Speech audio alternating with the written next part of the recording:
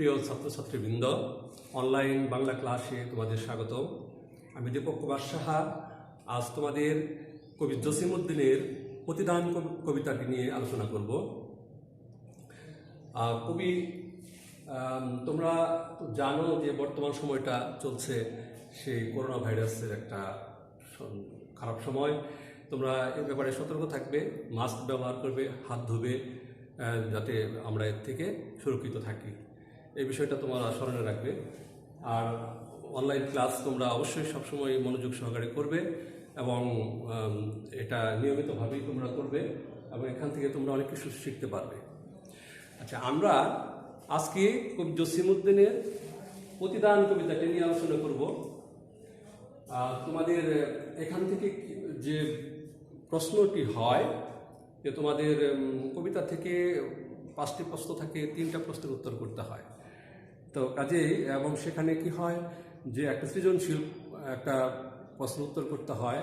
সেখানে থাকে একটা উদ্দীপক, সেই উদ্দীপকের আলোকে 4টা প্রশ্ন করা হয় এবং সেই প্রশ্নের উত্তর তোমাদের দিতে হয়।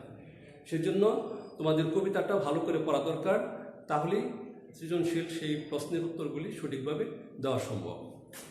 তো আমরা জসিমউদ্দিনের এই কবিতা নিয়ে আলোচনা করব। জসিমউদ্দিন আমাদের বলা হয় পল্লী কবিতাকে। তিনি ফরিদপুরের তাম্বুলখানা গ্রামে 1903 সালে তিনি জন্মগ্রহণ করেন এবং তিনি 1976 সালে তিনি মৃত্যুবরণ করেন। পল্লী কবি জসিমউদ্দিন তিনি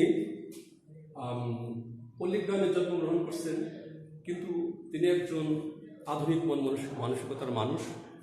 তিনি বাংলা সাহিত্যে তিনি কলকাতা বিশ্ববিদ্যালয় থেকে এমএ ডিগ্রি লাভ করেন এবং পরবর্তীতে তিনি ঢাকা বিশ্ববিদ্যালয়ে কিছুদিন বাংলা বিভাগে তিনি অধ্যাপনা করেছেন। তো জসিমউদ্দিনের লেখার প্রধান বিষয়টা দেখা যায় যে আমাদের গ্রাম বাংলার প্রকৃতি, সাধারণ মানুষের জীবনযাপন, এগুলি সুন্দরভাবে উঠে আসছে।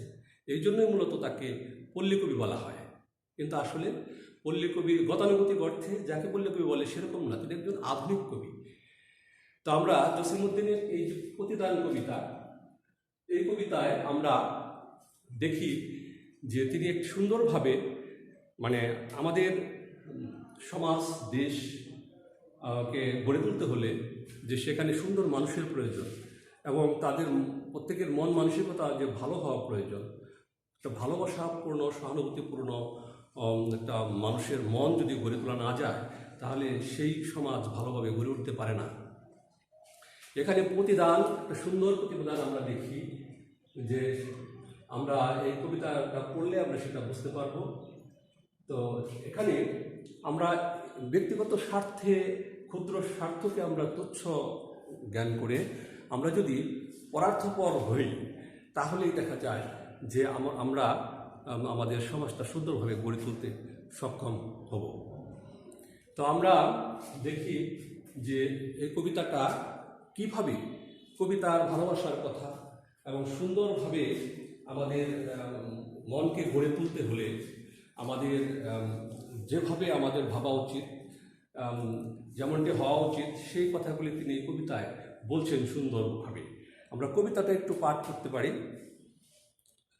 যে তিনি প্রতিদান কবিতা এইভাবে বলছেন যে আমার এ ঘর ভাঙিয়াছে যে বা আমি বাঁধি তার ঘর, আপন করিতে কাঁদিয়া বেড়াই যে মোড়ে করেছে পর, যে মোড়ে করিল পথের বিরাগী, পথে পথে আমি ফিরি তার লাগি, দীঘল রজনী তার তরে জাগি, ঘুম যে হরেছে মোর, আমার এ ঘর ভাঙিয়াছে যে বা আমি বাঁধি তার ঘর, আমার এ কুল ভাঙিয়াছে যে বা আমি তার কুল বাঁধি, জেগেছে বুকেতে আঘাত হানিয়া তার লাগি আমি কাঁদি, যে মোড়ে দিয়েছে বিষে ভরা বান আমি দেই তারে বুক ভরা গান, কাটা পেয়ে তারে ফুল করি দান সারাটি জনম ভর, আপন করিতে কাঁদিয়া বেড়াই যে মোড়ে করেছে পর, মোর বুকে যে বা কবর বেঁধেছে আমি তার বুক ভরি, রঙিন ফুলের সোহাগ জড়ান ফুল মালঞ্চ ধরি, যে মুখে সে কহে নিঠুরিয়া বাণী আমি লই করে তারি মুখখানি, কত ঠাই হতে কত কি যে আনি, সাজাই নিরন্তর, আপন করিতে কাঁদিয়া বেড়াই যে মোড়ে করেছে পর। এই যে চমৎকারভাবে জসিমউদ্দিন এই কবিতায় তিনি পরার্থপর হয়ে উঠেছেন, এবং যেটি আমাদের প্রত্যেকের জন্য অত্যন্ত প্রয়োজন। একটি সুন্দর, নিরাপদ, একটা সুখী সমৃদ্ধ সমাজ গড়তে গেলে আমাদের পরার্থপর হওয়া প্রয়োজন। তো এই কবিতায় আমরা সেই দিকটি বুঝতে পারি যে এখানে যে আমাদের সমাজে হিংসা, বিদ্বেষ, হানাহানি এগুলি তো চলছে। তো আমরা এগুলির পরিবর্তে আমরা সেখানে হিংসার পরিবর্তে প্রতিহিংসা আমরা না দেখি, যদি আমরা সেগুলাকে আমরা মানিয়ে নিয়ে, অর্থাৎ যে হিংসা করছে তার সাথে প্রতিহিংসা না দেখিয়ে তাকে ভালোবাসা দিয়ে যদি আমরা তাকে বোঝাবার চেষ্টা করি, তাহলে কিন্তু একসময় সে বুঝতে পারবে এবং সেও সুন্দর মানুষ হয়ে গড়ে উঠতে পারে। তো এই জন্য আমাদের যে প্রতিদানটা হতে হবে এমনই, আমরা যদি পরস্পর যদি আমরা ধৈর্য গুণটা যদি আমাদের মধ্যে না থাকে, তাহলে কিন্তু আমরা সুন্দরভাবে আমাদের সমাজটা গড়ে তুলতে পারবো না। কবি জসিমউদ্দিন তাই বলেছেন যে যে তার ঘর ভেঙেছে তিনি তার ঘর বাঁধতে চান, যে তাকে পথের বিরাগী করেছেন তিনি তার কথা তিনি ভাবছেন, তার জন্য তার ঘুম হারাম হয়ে গেছে, কিন্তু তবুও তিনি তার কথা ভাবছেন যে সে যেন তার এটা বুঝতে পারে যে আঘাত করাটি ভালো নয়। এই উপলব্ধিটা আসবে যদি আমরা ভালোবাসা দিয়ে সেই নিষ্ঠুর মনোবৃত্তি যার মধ্যে আমরা দেখি সেটাকে ভালোবাসা দিয়ে জয় করার চেষ্টা করি, তাহলে তার মধ্যে পরিবর্তন আসবে।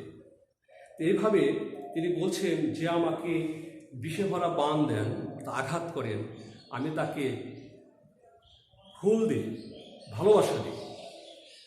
এইভাবে আমরা যদি নিরন্তর এই চেষ্টাটা করি যে আঘাতের প্রতিদান প্রতিঘাত নয়, আঘাতটাকে আমরা মেনে নিয়ে তাকে ভালোবাসা দিয়ে তার অন্তরে যদি আমরা জায়গা করে নিতে পারি, তাহলে তার মনের মধ্যেও একসময় ভালোবাসার ফুলটি ফুটে উঠবে এবং সে আমাদের নিজের জন্য, সমাজের জন্য সেও ভালো কাজটি করবে। তো এইভাবে প্রতিদান আমরা দিতে পারি যে আঘাতের পরিবর্তে আঘাত না, আঘাতের পরিবর্তে ভালোবাসা দিয়ে আমরা যে প্রতিদানটা দিতে পারি সেটাই মহৎ এবং সেটাই আমাদের জন্য কাঙ্ক্ষিত। আমরা এভাবে যদি ক্ষুদ্র স্বার্থকে পরিহার করে আমরা যদি পরার্থপর হই, তাহলে আমরা অবশ্যই একটি নিরাপদ এবং সুন্দর সুখী সমৃদ্ধ আমাদের সমাজ গড়ে তুলতে পারবো, দেশ গড়ে তুলতে পারবো। কবি জসিমউদ্দিন এই ভাবনাটি ভেবেছেন যে আমাদের যেটা প্রয়োজন, এই সুন্দর পৃথিবীটাকে যে মানুষের খারাপ চিন্তা ভাবনার কারণে যে কলুষিত হয়, সেই খারাপ চিন্তা ভাবনা যেন আমাদের মন থেকে দূরে সরে যায় এবং আমরা যেন ভালোবাসতে শিখি নিজের সমাজকে, নিজের দেশকে, নিজের দেশের মানুষকে। তাহলে এই ভালোবাসাই জন্ম দিতে পারে একটি সুন্দর এবং নিরাপদ সমৃদ্ধ একটা দেশ। এবং আমাদের সবসময় সেই বিষয়টি মস্তিষ্কে রেখেই আমাদের চলা উচিত, কারণ আঘাতের প্রতিঘাত এটা সবসময় কাম্য নয়, এটা কাম্য নয়।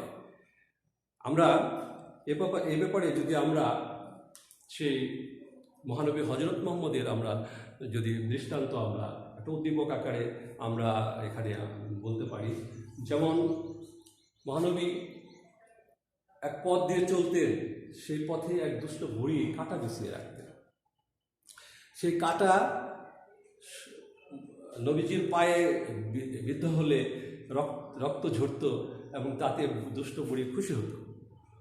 তো এই একদিন নবীজি দেখতে পেলেন যে সে রাস্তায় কাঁটা নেই, তখন চিন্তিত হলেন কী ব্যাপার, আজকে কাঁটা নাই কেন? তখন তিনি সেই বুড়ির বাড়িতে গেলেন কারণটা কি জানার জন্য। যে দেখলেন যে বুড়ি অসুস্থ, তখন নবীজি তাকে ক্ষমা করে দিলেন এবং তিনি তার সেবা শুশ্রূষা করে তাকে সুস্থ করে তুললেন। এই যে বুড়িটি সবসময় নবীজি তাকে কষ্ট দেওয়ার চেষ্টা করছে, অথচ সেই মানুষটি, সেই নবীজি তাকে দেখার জন্য গেছে এবং তাকে ক্ষমা করে তাকে সেবা শুশ্রূষা করে তাকে সুস্থ করে তুললেন। এই যে মহৎ কর্মটি তিনি করলেন, এই যে ভালোবাসা, এটা ভালোবাসার দ্বারাই সেই বুড়ি তার ভুল বুঝতে পারলো এবং সে তখন নবীজিকে তার কৃতজ্ঞতা জানালেন যে তিনি ভুল করেছিলেন। তো এইভাবে আমরা যদি প্রত্যেকেই নিজের স্বার্থকে বড় করে না দেখি, আমরা যদি অন্যের যদি কল্যাণ কামনা করতে পারি, তাহলে আমাদের সমাজটি অনেক সুন্দর হয়ে উঠতে পারে। তো এইভাবে আমাদের ভাবা উচিত। এবং আমরা দেখি যে এই যে উদ্দীপকটি বললাম, এটার আলোকে যদি আমরা 4টা প্রশ্ন করি, তাহলে সেখানে প্রশ্নগুলি সৃজনশীল যেভাবে করা হয় যে কবি কাকে বুক ভরা গান দেন, যে তাকে বিষে ভরা বান দেন, কবি তাকে বুক ভরা গান দেন, ভালোবাসা দেন।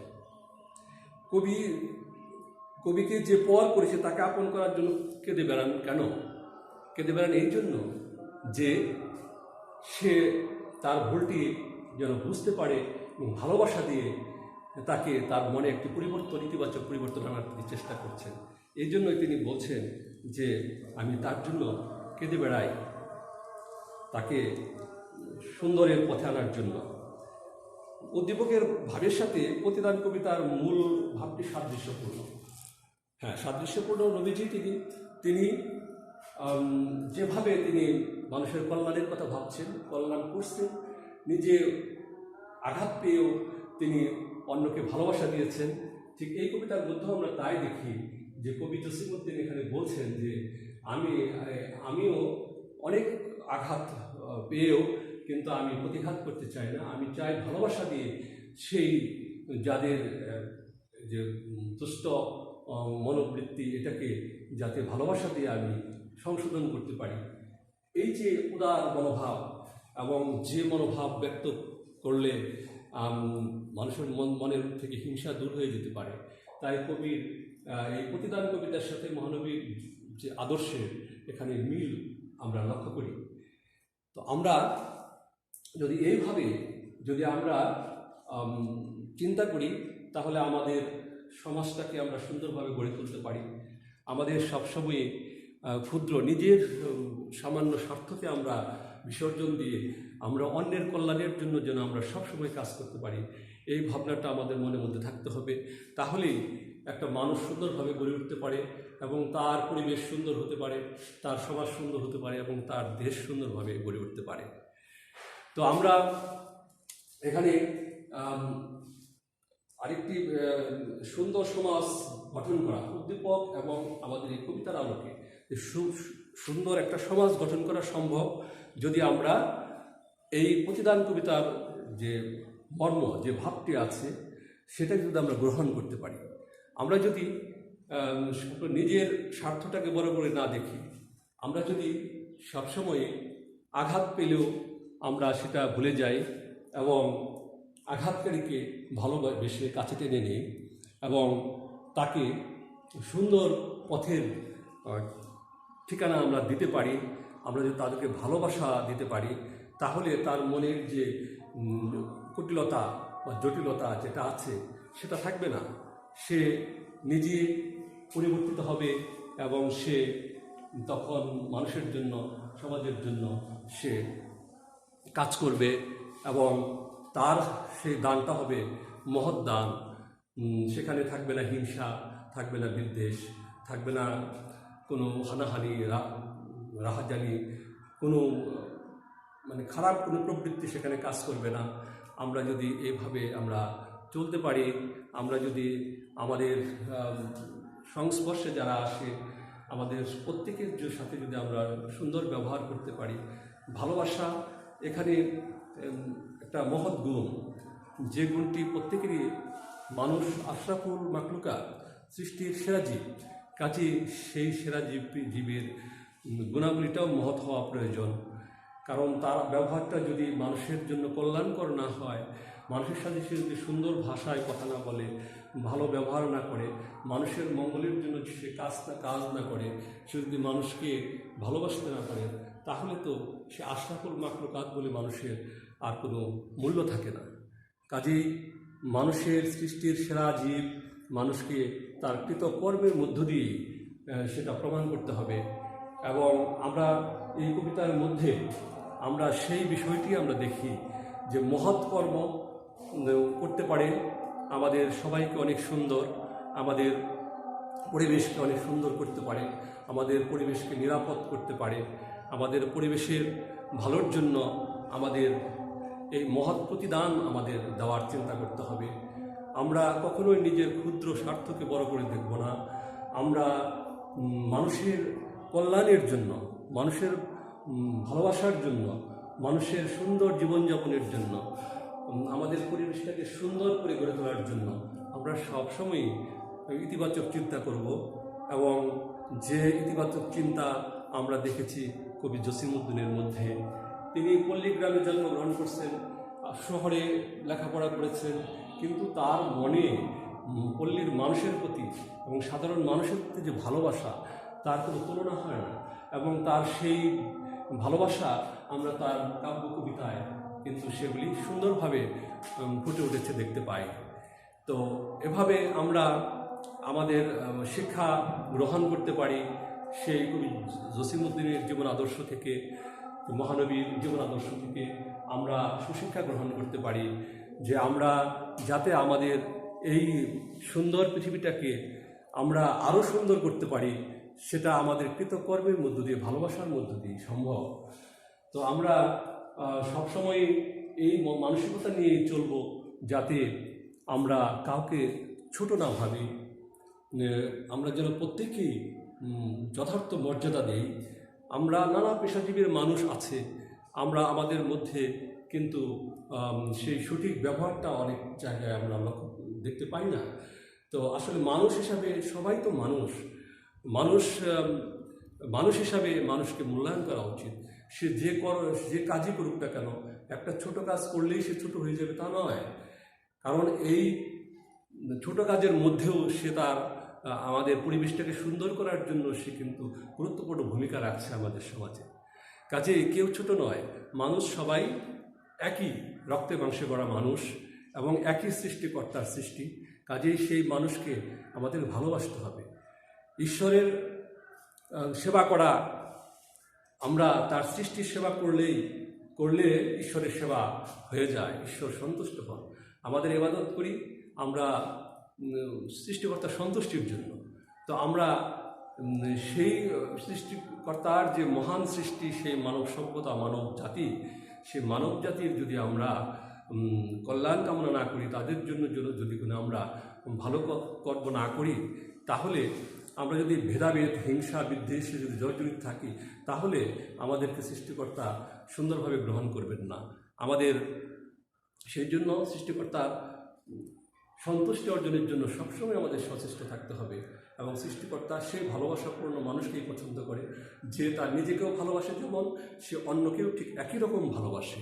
এই ভালোবাসা দিয়েই মানুষের মনকে জয় করা যায় এবং ভালোবাসাই দ্বারাই আমরা আমাদের সমাজ, পরিবেশ, দেশের শান্তি রক্ষা করতে পারি, সমৃদ্ধি অর্জন করতে পারি এবং সৃষ্টিকর্তার এটিই কাম্য। তো আমরা সৃষ্টিকর্তার সন্তুষ্টির জন্য যেন সবসময় নিজেকে আত্মমানবতার সেবায় নিয়োজিত রাখি, মানুষকে ভালোবাসতে শিখি, মানুষকে আঘাত না দিই এবং আমরা যেন ভালোবাসা দিয়ে আমাদের সুন্দর সমাজ, দেশ এবং রাষ্ট্রকে গড়ে তুলি। এই বিষয়টি কবি জসিমউদ্দিন তার এই প্রতিদান কবিতায় তুলে ধরেছেন এবং আমরা চাই সেই ভালোবাসা যেন আমাদের সবসময় অটুট থাকে। সে আমাদের দায়িত্ব এবং কর্তব্য আমাদের সৃষ্টির জন্য, সৃষ্টিকর্তার সন্তুষ্টির জন্য আমরা সেই কাজটি যেন সবসময় করি কবির আন্তরিকতার সাথে। তাহলেই সৃষ্টিকর্তার আমরা সন্তুষ্টি অর্জন করতে পারবো এবং ভালোবাসা লাভ করতে পারবো। এটাই মানব জন্মের সার্থকতা, ওই জায়গাটাই যখন আমরা আশরাফুল মাখলুকাত হিসেবে আমরা সৃষ্টির সেবা করতে পারবো, সৃষ্টিকর্তার সন্তুষ্টি অর্জন করতে পারবো। এটি এই কবিতাটার মর্মভাব, মূল ভাব। আমরা সেই ভালোবাসার কথা বলে এবং সবার অন্তরে যেন ভালোবাসার জন্ম নেয়, হিংসা বিদ্বেষ ভুলে যায় এবং আমরা সবার কল্যাণ কামনা করি সবসময়। তাহলে আমরা সুন্দরভাবে আমাদের সমাজটাকে গড়তে পারব। আজকে এই পর্যন্তই শেষ করছি। সবার প্রতি কামনা রইল এবং আমরা যেন আগামী ক্লাস যেন সুন্দরভাবে করি এবং সেই শুভকামনা জানিয়ে আজকের ক্লাস এখানে শেষ করছি। ধন্যবাদ সবাইকে।